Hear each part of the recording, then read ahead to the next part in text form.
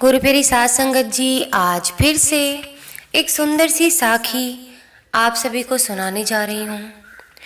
गुरु प्यारी साध संगत जी, इस दुनिया में कोई भी अपना नहीं है, कोई रिश्ता नाता कोई भी अपना नहीं है। सिर्फ सच्चा नाता है, सच्चा रिश्ता है तो सिर्फ उस परम पिता परमात्मा का।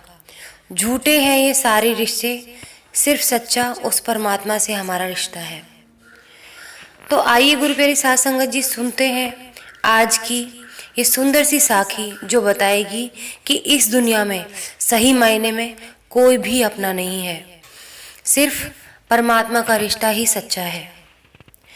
ये कहानी है एक ऐसे आदमी की जो अपने संत के पास यानी अपने गुरु के पास जाता है सत्संग सुनने के लिए,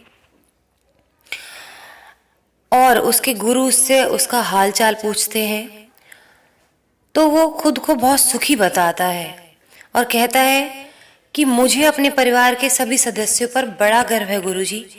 मैं उनके व्यवहार से बहुत संतुष्ट हूँ और मैं बहुत खुश हूँ कि वो मुझसे बहुत प्यार करते हैं और मैं उनसे बहुत प्यार करता हूँ।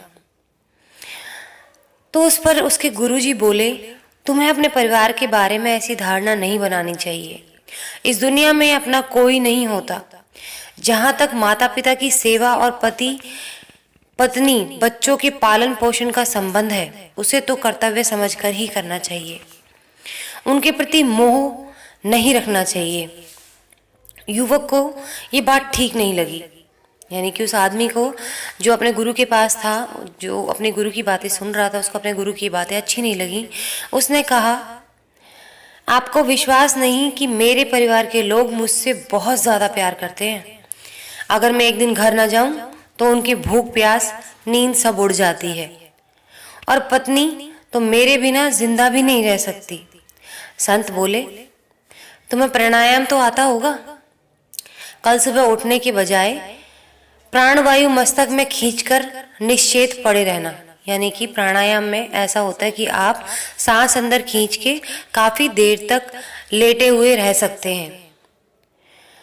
तो गुरु प्यारी साध संगत जी, इस आसन को शवासन भी कह सकते हैं। तो उस शवासन में उसको लेटने के लिए उसके गुरुजी ने कहा कि तुम सिर्फ अपनी सांस खींच के रखना, मैं आके बाकी सब कुछ देख लूंगा। दूसरे दिन युवक ने वैसा ही कहा जैसे उसके गुरुजी ने बताया था। उसने सांस खींच के शवासन में लेट गया। काफी देर तक ना उठने पे उसको मरा हुआ जान के उसके घर के लोग विलाप करने लगे। तभी वो गुरुजी वहां पर पहुंचे। घर के सभी सदस्य संत के चरणों में गिर गए कि इसको कैसे भी करके बचा लो, हमारे घर का क्या होगा, पत्नी है, बच्चे हैं इसके, और हमारा खर्चा कैसे चलेगा इसके बिना। ये सब बातें सुन के युवक बहुत ही ज्यादा आश्चर्य में पड़ गया कि मेरे मरने की इनको कोई चिंता नहीं है। ये माँ बाप वही माँ बाप हैं जो मेरे लिए खाना छोड़ देते थे और आज सिर्फ पैसे के बारे में सोच रहे हैं। फिर भी वो चुपचाप पड़ा रहा। जब वो लोग संत के चरणों में गिरे तो संत ने बोला, आप चिंता मत करो, मैं अपने मंत्र के कोशिश से इसे जिंदा कर सकता हूँ, लेकिन कटोरी भर पानी परिवार के किसी दूसरे सदस्य को पीना पड़ेगा। उस पानी में ऐसी शक्ति है कि ये तो जीवित हो उठेगा, लेकिन जो पानी पिएगा वो मर जाएगा। सुनने के बाद घर के सभी सदस्य एक दूसरे का मुंह देखने लगे। जब बाप से कहा तो बाप ने कहा, अगर इसे कुछ हो गया और ये भी ठीक नहीं हो पाया तो घर का भार तो मुझे ही संभालना पड़ेगा, मैं कैसे पी सकता हूँ। फिर उसकी माँ से कहा गया तो माँ ने कहा, मैंने अभी जिंदगी जी ही कितनी है, सारी जिंदगी तो इस बेटे को पालने में निकल गई, और अब जब कमाने का वक्त आया तो इसको कुछ हो गया और मैंने अपनी जिंदगी खुल के जी ही नहीं, मैं नहीं मर सकती। हाँ, इसकी पत्नी को कह दो, ये तो इसको बहुत प्यार करती है, ये तो इसकी जीवन संगनी है, इसको तो ये पानी पीना ही पड़ेगा। तो उस पर पत्नी कहती है, तुमने इतनी जिंदगी बिता के भी जब अपनी जिंदगी नहीं जी तो मेरी जिंदगी तो अभी शुरू हुई है, तो मैं कैसे इस पानी को पी सकती हूँ। और रही बात मेरे बच्चे की, उसको पिला ही नहीं सकती, मेरा बच्चा तो बहुत छोटा है। तो उसकी माँ बोली उस लड़के की कि संत जी, हम में से कोई नहीं पी सकता ये पानी, क्या ये पानी आप पी सकते हो? आपकी बड़ी कृपा होगी, हम लोगों को जीवन दान मिल जाएगा नया, आप तो बड़े कृपालु हैं, दयालु हैं, लोगों का भला करते हैं। ऐसा कह के वो संत को बेवकूफ़ बनाने लग गए, अपने उल्लू सीधा करने के लिए।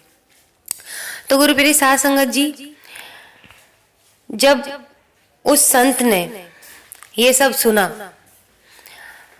तो हल्के से उसके हाथ को दबा दिया जो लड़का लेटा हुआ था। लड़का भी समझ गया कि मेरे गुरु मुझे यही जवाब देना चाहते थे कि जब मैं उनसे कह रहा था कि मेरे घर वाले मुझसे बहुत प्यार करते हैं, यही जवाब वो मुझे समझाना चाहते थे कि कोई किसी से प्यार नहीं करता, सब लोग एक दूसरे से मतलब के लिए जुड़े हुए होते हैं। तो गुरु प्यारी साध संगत जी, जब ये सारी बातें वो लड़का लेटा लेटा सुन रहा था कि बाप को पैसे से मतलब, माँ को अपनी ज़िंदगी से मतलब, पत्नी को भी अपनी ज़िंदगी से मतलब, और बेटा तो खैर क्या ही मेरे लिए जान देगा, वो तो खुद ही एक बच्चा है। ये सोच के उसको रोना आ रहा था कि कल तक जिस परिवार को मैं खुशहाल समझता था, अपना समझता था, और सोचता था कि ये लोग मुझसे बहुत ज़्यादा प्यार करते हैं, मेरे बिना तो खाना भी नहीं खाती थी मेरी माँ, खाना छोड़ दिया करती थी, आज वो माँ मेरे लिए अपने प्राण तक नहीं छोड़ सकती है। इतना ही होने की देर थी, उसने जब सबकी बात सुन ली तो वो एकदम से खड़ा हो गया, और जब वो खड़ा हुआ तो सब लोग हैरान रह गए और शर्म से आंखें नीचे झुका ली।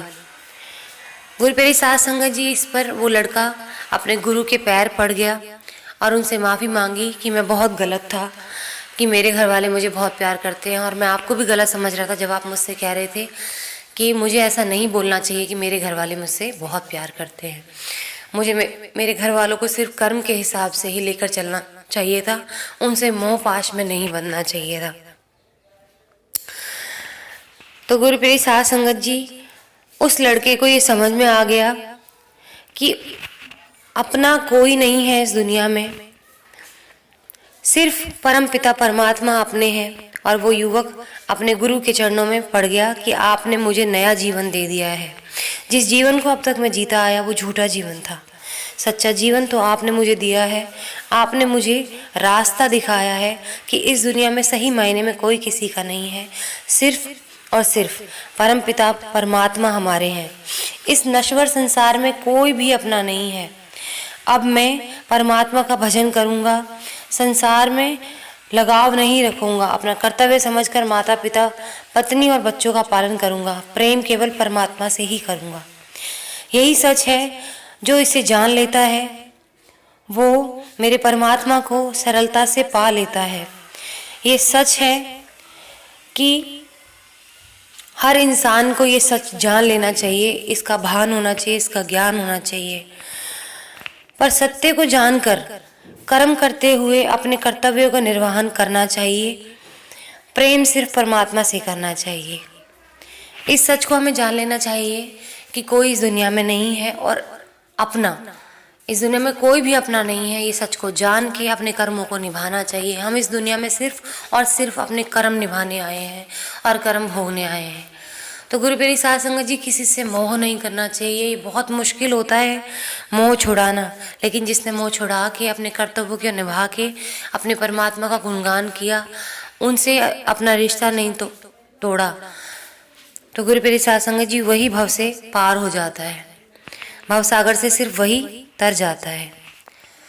तो आज इसी के साथ इस साखी को यहीं पे समाप्त करना चाहूँगी। मिलती हूँ आपसे अपनी अगली वीडियो में नई साखी के साथ। तब तक के लिए खुश रहें, सच्ची सेवा करते रहें, सुमिरन करते रहें।